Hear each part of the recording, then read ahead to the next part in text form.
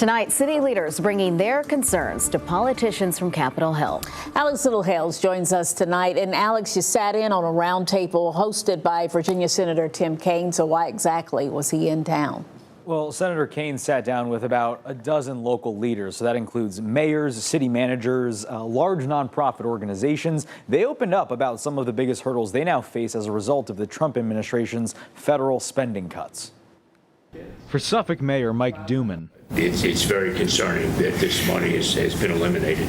The erasure of $24 million in federal funding previously approved to upgrade the Lake Mead Dam project, providing water to Suffolk and Portsmouth, has put his city in a difficult spot. We will follow up in trying to figure out whether there's a way to get that one restored in the same way as some of the other funding. One of the dozens of losses brought to Senator Tim Kaine's attention.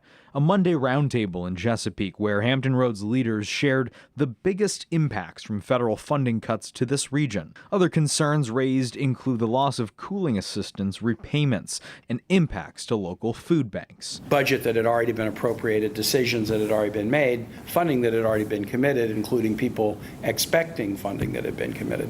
From a business standpoint, and so we're concerned about the reduction in federal workforce here in Hampton Roads. Brian Stevens, president of the Hampton Roads Chamber of Commerce, says while the private business sector in the region remains strong, there are possible effects from tariffs in the near future. I think one of the concerns, though, in the business community is just the uncertainty of it. Businesses make strategic decisions based on certain analysis and data and trends and those type of things.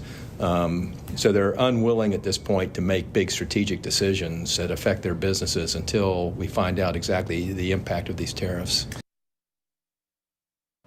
Well, Senator Kaine also mentioned he's working to bring legislation to reauthorize the federal infrastructure bill, which is actually set to expire in the next fiscal year. I'm Alex Littlehales for 13 News Now. The Food Bank of Southeastern Virginia, one of the organizations there today, shared they've lost hundreds of thousands of dollars worth of food delivered because of the impacts of federal policies, including tariffs.